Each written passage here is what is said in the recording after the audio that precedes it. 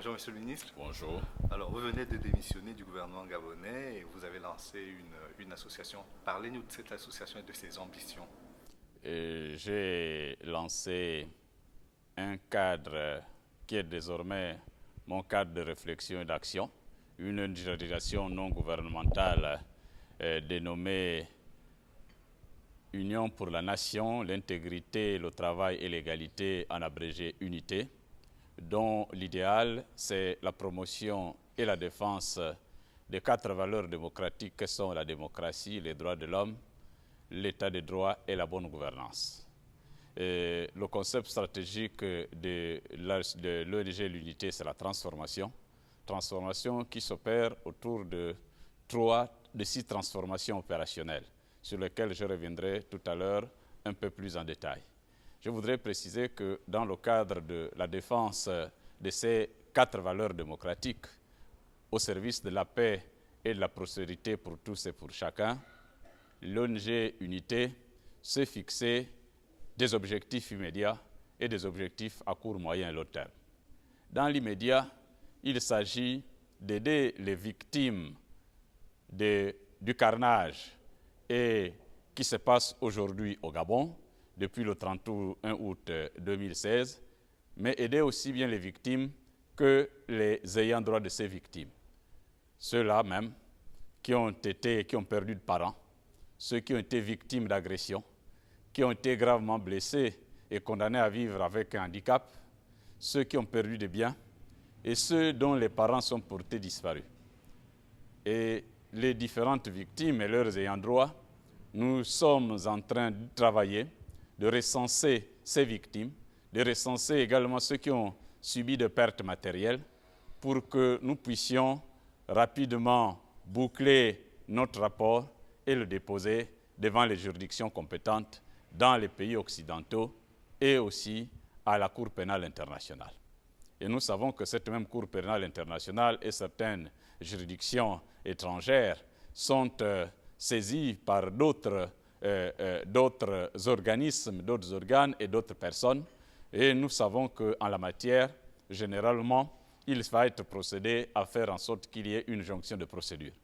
Ça, c'est dans l'immédiat, tout en faisant en sorte que, dans la même immédiateté, nous puissions aider le peuple gabonais à exercer directement sa souveraineté, parce que, comme vous le savez, la souveraineté nationale appartient au peuple qui l'exerce à travers ses représentants, mais des représentants qu'il se choisit librement en ce qui concerne les élus, ou des représentants dans le cadre des juridictions qui doivent rendre la justice au nom du peuple gabonais.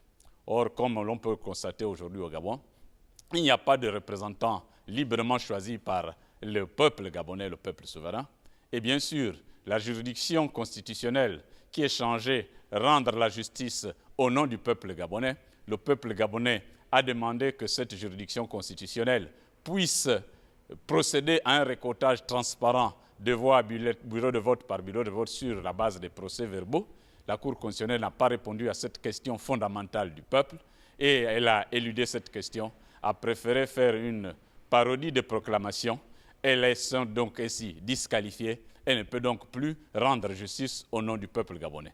Faute de représentants du côté des élus comme du côté de la plus haute juridiction en matière constitutionnelle, comme vous constatez, le peuple gabonais privé de représentants se retrouve aujourd'hui dans la situation obligée d'exercer désormais directement sa pleine souveraineté. Et c'est ce que j'ai comme mission dans l'immédiateté de les aider à exercer directement cette souveraineté. À court, moyen et long terme, l'ONG Unité s'organise pour que les 6 transformations opérationnelles dont j'ai parlé tout à l'heure puissent être mises en œuvre dans le futur par les dirigeants gabonais choisis librement par le peuple gabonais, soit dans le cadre d'une réorganisation d'une élection partielle dans les différentes circonscriptions où il y a eu litige, notamment dans le Haut-Ogooué et dans le deuxième arrondissement de la commune de Libreville, où la Cour constitutionnelle a décidé de priver M. Ping de voix dans ce deuxième arrondissement, ou encore la reprise de l'élection de façon générale sur toute l'étendue du territoire national, ou encore le recomptage transparent de voix tel que le demande jusqu'à présent le peuple souverain. Nous devrons donc, dans le cadre de l'ONG Unité, aider dans cette immédiateté, que cette expression souveraine directe puisse s'exprimer et s'exprimer chaque jour jusqu'à ce que la volonté populaire sera prise en compte.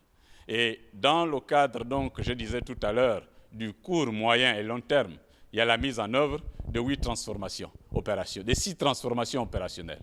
Première transformation, c'est la mise en osmose de l'élite gabonaise, élite politique, élite intellectuelle, élite économique, élite spirituelle, élite culturelle, élite sportive. La deuxième transformation, c'est la transformation de la gouvernance publique gabonaise par le rééquilibrage institutionnel de sorte que chaque institution puisse pleinement jouer son rôle, mais également par une meilleure offre de services publics. Services publics de l'éducation, services publics de la santé, services publics de la justice, services publics en matière de solidarité multidimensionnelle et multiforme, mais également le service public de la sécurité et de la défense. Ça, c'est la deuxième tranche. La troisième transformation, c'est la transformation de la gouvernance économique, du modèle économique gabonais, en mettant la famille au centre de la production économique, en plus du rôle social et du rôle culturel que joue la famille. Quatrième transformation opérationnelle, c'est la transformation au niveau des infrastructures de base. Routes, eau, électricité, téléphone, télévision, Internet, sur toute l'étendue du territoire national, aussi bien dans les villages que dans les villes. Et bien sûr, il y a les infrastructures portuaires, aéroportuaires et ferroviaires qu'il faudra renforcer, tout en mettant un accent particulier sur le transport en commun. Transport en commun modernisé et transport en commun rendu rapide. Et bien sûr, la cinquième transformation opérationnelle, c'est la transformation des pratiques culturelles, spirituelles et ludiques des Gabonaises et des Gabonais. De sorte que chaque Gabonaise et chaque Gabonais puisse s'approprier la vérité inébranlable selon laquelle c'est par le travail qu'on peut atteindre le sommet de la grâce, le sommet de la hiérarchie sociale. Un travail déterminé, un travail constant, toujours dynamique, en essayant chaque jour de faire davantage. Et en faisant en sorte que, même dans le cadre des pratiques spirituelles, qu'on comprenne que l'on doit invoquer le Très-Haut pour que le travail que l'on fait puisse être rentable pour son intérêt, pour l'intérêt de sa famille et pour l'intérêt de l'ensemble du peuple. La sixième transformation opérationnelle, c'est transformer la destination Gabon pour qu'elle devienne davantage une destination de paix, une destination d'hospitalité, une destination de sécurité multiforme, une destination pour les opérateurs économiques qui vont davantage être rassurés quant à la sécurité de leurs investissements, mais une destination également pour ceux qui veulent investir sur les places financières en faisant du Gabon une place financière particulièrement attractive. Voilà, grosso modo, ce que l'ONG Unité imagine à court, moyen et long terme, mais dans l'immédiat, c'est l'expression souveraine et directe du peuple gabonais. Dans l'immédiat, c'est pouvoir aider toutes les victimes des atrocités à pouvoir faire prévaloir leurs droits devant les juridictions compétentes. Voilà un peu résumé ce que nous entendons mener comme travail à la tête de cette organisation non gouvernementale dénommée Unité, Union pour la nation, l'intégrité, le travail et l'égalité, assurant la promotion des 4 valeurs démocratiques. Voilà, chers messieurs, et dans le cadre de cela, nous devrons agir, soit en tant qu'aiguillons d'un gouvernement ou des dirigeants qui tendent une oreille attentive à la promotion et à la sauvegarde de ces valeurs, sinon nous agirons comme groupe de pression à la direction de tout dirigeant qui agirait en voulant peut-être mettre en place une politique de négation des 4 valeurs démocratiques.